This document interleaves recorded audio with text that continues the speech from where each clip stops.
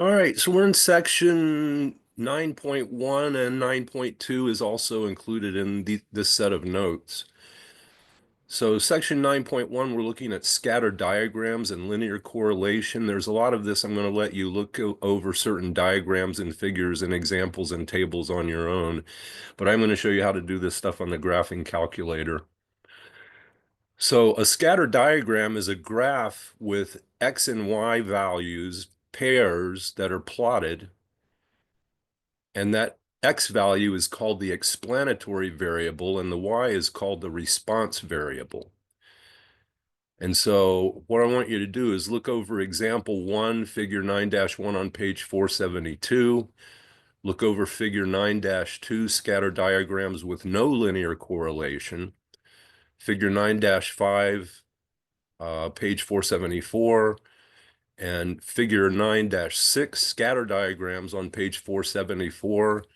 And see if you can answer the question that's asked by looking at those diagrams. And of course, you can click on the answer.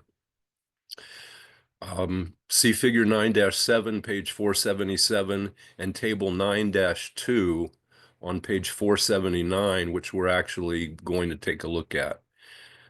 So other than visually, we can use a correlation coefficient represented with the letter R to examine the strength between X and Y. In fact, let me move this a little bit further out. All right. So what does the correlation coefficient tell us? Take a look at that. Right now, I want to look on page 479. This is the table 9-2 and referenced in your notes. Some facts about the correlation coefficient. So what we're looking at is X and Y pairs that are plotted, and then how closely do they fit a particular line that we're going to come up with called the regression line. So if the value of R is 0, the correlation coefficient R tells us that there's no linear relation among the points of the scatter diagram. And by the way, R, as you can see from the notes here, R is greater than or equal to -1 and less than or equal to +1. So it ranges from -1 to +1. Now, if it's -1 or close to it, it's going to be a high negative correlation. In other words, the line's going to go down from left to right. If it's closer to +1, the line's going to go up from left to right. So between 1 and -1, here's the two things you can run into. If R is -1 or really close to it, well, if R is equal to -1, you're going to have a perfect linear relation between X and Y values. So all of the points would lie on the least squares line. If R is equal to +1, you see the line going up left to right, and you can click on details here for an explanation. The XY points perfectly fit that line.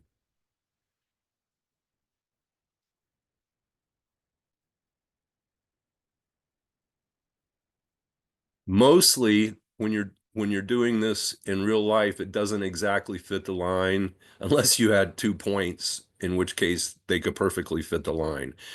The X and Y values have a positive correlation here, and the closer the dots are, we might refer to it as a high positive if the dots are really close to that line that's going up from left to right. If it's going down from left to right, the closer the dots are, or the points are to the line, it's a high correlation. And the more scattered they are, it becomes less and less, right? So it might be, for example, a low correlation if these dots were spread out further.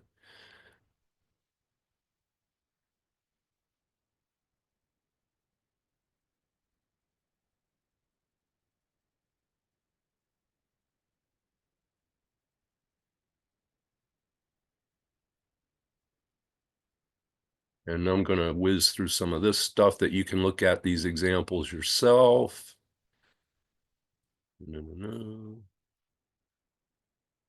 Here's one on computing R, but again, we're going to do it not using tables. We're going to do it using your graphing calculator. Here we go. Here's what I want. What does the correlation coefficient R tell us?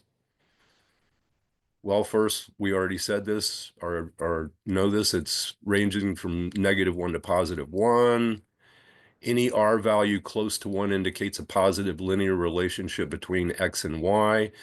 That means that as X increases, Y also increases in a linear faction or faction error. An R value close to -1 indicates that a negative linear relationship exists between X and Y. This means that as X increases, Y decreases in a linear fashion. Any R value close to 0 indicates the relationship, if there is any, between X and Y is not linear. So, for example, there's other types of relationship other than linear. You could have something where they fit a parabola. They're close to some kind of a parabola, or some other kind of a logistic curve, which we're not going to cover in this course.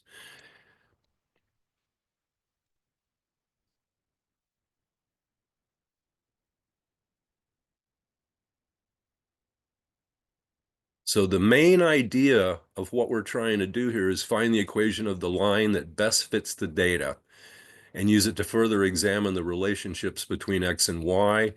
Now here's the instructions for using the TI-84 graphing calculator. So you're going to press the stat key and option 1 edit. You're going to enter X values in list 1 and corresponding Y values in list 2. And I'm going to do all of this in an example here in a few minutes.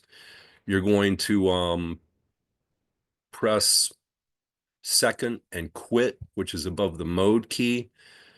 You're going to press stat and then arrow right to calc, arrow to the right to where it says calc. You're going to select option 4, the linear regression line equation that we're going to get. It's option 4, linreg ax plus b. And so what you'll see is this linreg y equals ax plus b, right? Oops. Y equals ax plus b. The values of a, by the way, in front of the x, they have an a instead of an m, which we're used to with the y equals mx plus b slope-intercept form of a line. But on the TI-84, they use a instead of m. So that's going to be the equation of the line of best fit that our calculator is going to give us. All right, and then to find the value of R, the correlation coefficient, we're going to press vars and select option 5, statistics. Then we're going to select EQ, and then we're going to select item or number 7, which is R, the correlation coefficient, and then press enter, and it'll give you the value of R. That's the correlation coefficient. Now, then we're going to press the X squared key to find the coefficient of determination, which is going to be the topic of section 9.2, but I want you to see it in section 9.1 so you know where we're going with this. So what we're going to do here, I'm going to use the same example problem that's in your textbook for 9.2 to answer the topic of 9.2, which is the coefficient of determination. Now, here's something important. Just because there's a high correlation does not imply that X causes Y. In other words, the way they phrase it is correlation does not imply causation. The reason for that is there could be other what are called unknown variables or lurking variables that caused high correlation. So it might be the one thing that you got for X or the data that you collected for X. There still might be some stuff that isn't taken into account when you're trying to cause whatever Y or when you're trying to explain whatever Y equals, right? In those cases, you have statistical testing, which handles this, mostly done on, you could do it on a calculator, but mostly it's done using software or well, RTI graphing calculator. Because you might have not just one X, you might have to have an X1 and an X2 and an X3. There might be three things that you want to study going into what your Y values are equal. And so take a look at this critical thinking on page 482 about correlation does not imply causation. I'll let you look over that yourself. Homework problems for this section start on page 483. Look at number 7, 9, 13, and then 15 part B and 17 part B.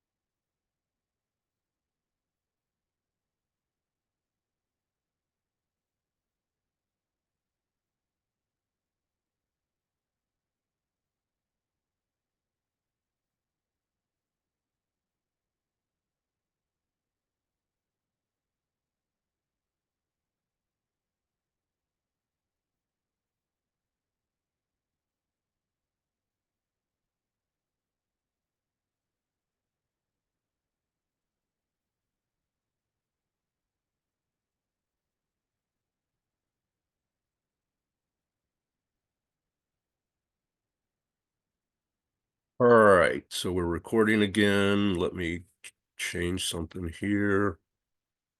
Share the screen.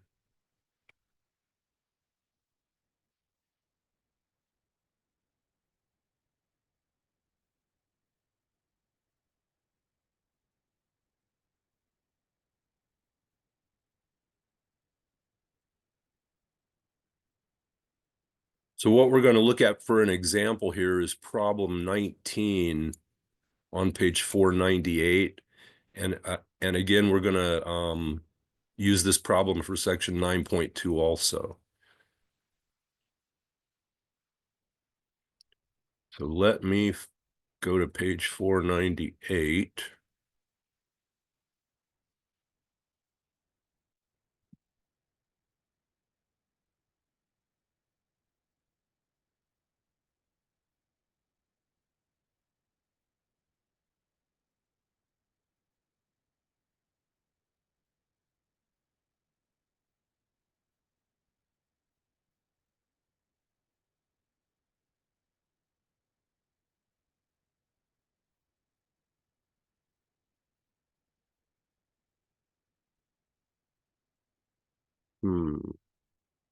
Need to pause this.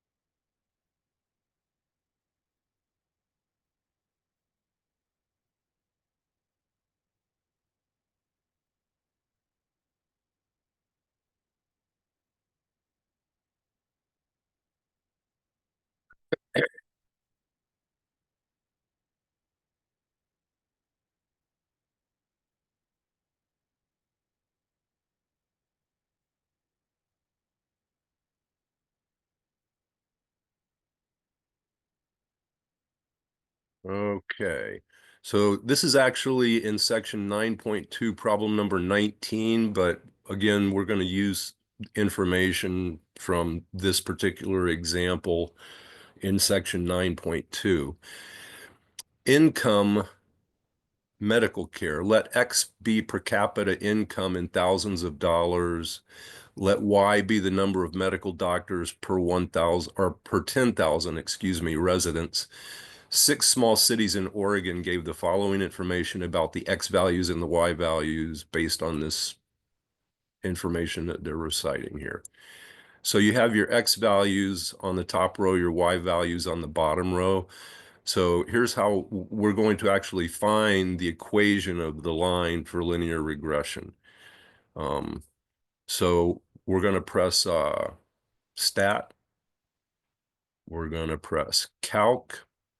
And what we want is option number 4, linreg, parentheses, AX plus B. And again, A is the slope. They use A instead of M on the TI-84 calculator. So you can either arrow down and press enter or just do 4. Oops. I'm going too fast here. Hold on a sec. Let me clear this. We got to do this first. All right. We got to go into stat edit, which I've already done for this particular problem. So stat, edit, option number 1, edit, press enter. Put the X values in list 1, the Y values in list 2.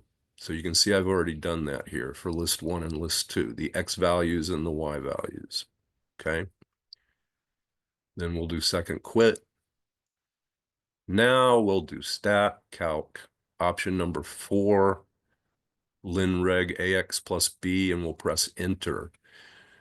So the value of A, let's say it's approximately 5.76. The value for B is negative, let's say negative 36.89. Okay, just to round it off some. But that's the actual equation of the regression line, which is the next section, 9.2. We want to be able to come up with the equation. Now, what we want to do is find R, okay? And so what we're going to do here is go down to where it's the vars key, click on it. And option number 5 is for statistics. And we're going to either go down and press enter on 5 or just select or press the tab or the key, excuse me. At the top arrow over to EQ, what we want is number 7, which is R, the correlation coefficient. Just press 7, press enter. There's the correlation coefficient, 0.93, okay? Or if you want to round it off further, 0.934. What that means is it's very close to 1, which means the X and Y values are very close to the line that we just found the equation for. It has a high positive linear relationship.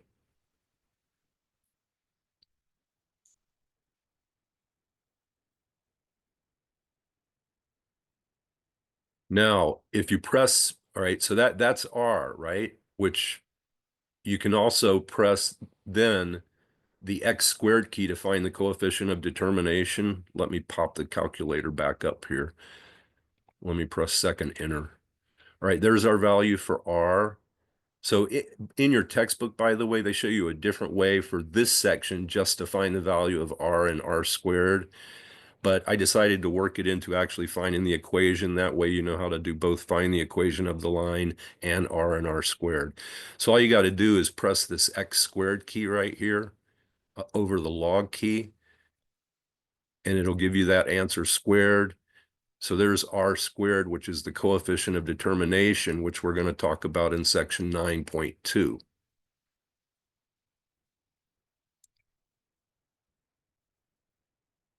Oops, let's try this. There we go.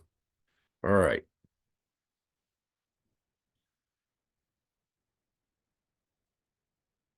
And again, here's your recommended homework for section 9.1. So look over at least those. Statistics 9.2, linear regression and the coefficient of determination. So the least squares regression line, the line that best fits the data, Let me get over here.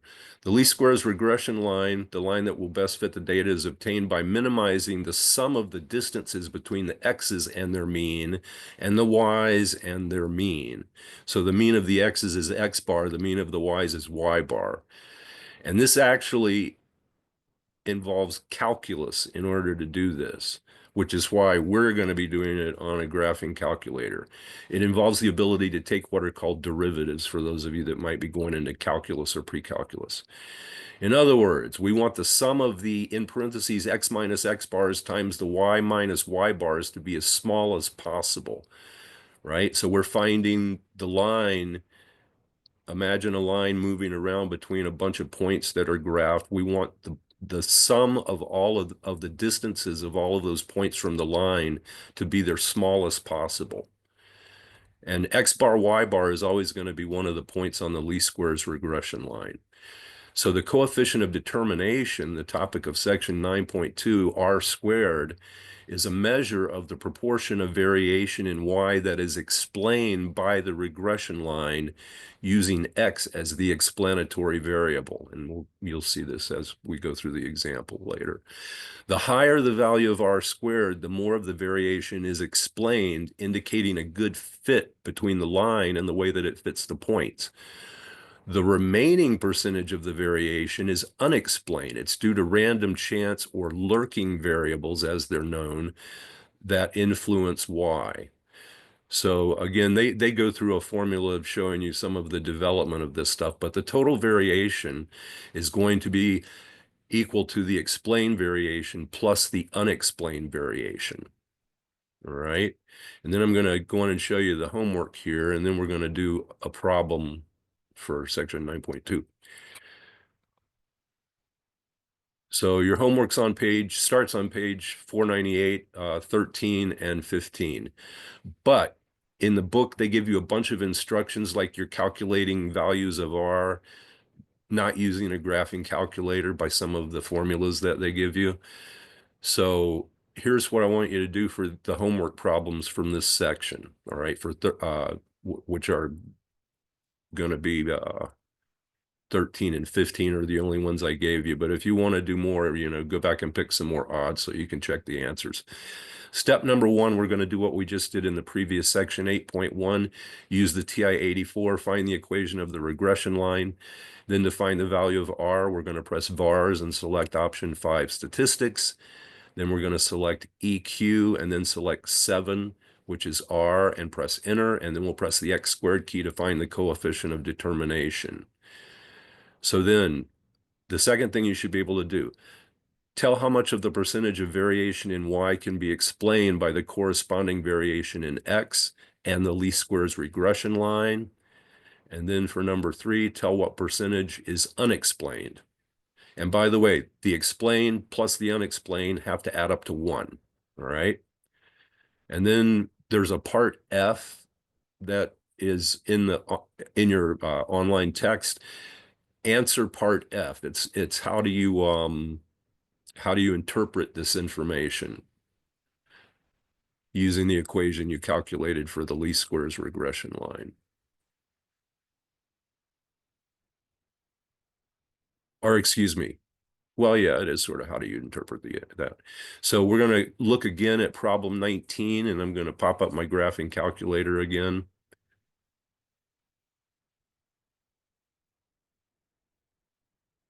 So again, you're going to go into stat edit. You're going to enter your data like what we just did. I'm going to press second quit. Let me clear this.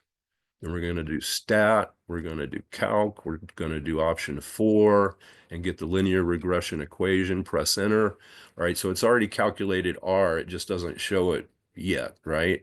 So we're going to go to VARS. We're going to go to statistics, which is option 5. Now, notice excuse me. We're going to go to EQ. Hold on, I didn't press the right button here. Here we go. Notice number 7 is R, okay? And if you arrow down, which I'm doing right now, you'll find the correlation coefficient, which is R squared. So you could either do option 7 and find R and then press the X squared key down here, or you could just do option 8, which will give you directly R squared. Okay, that's what I'm going to do. So I'm going to press enter, and I'm going to press enter, and that's what R squared is, approximately 87.1, or well, let's say 0.872, or however we want to round it off. All right, I think I rounded it. Yeah, I did round it to 0.872. All right, so that's our coefficient of determination, excuse me.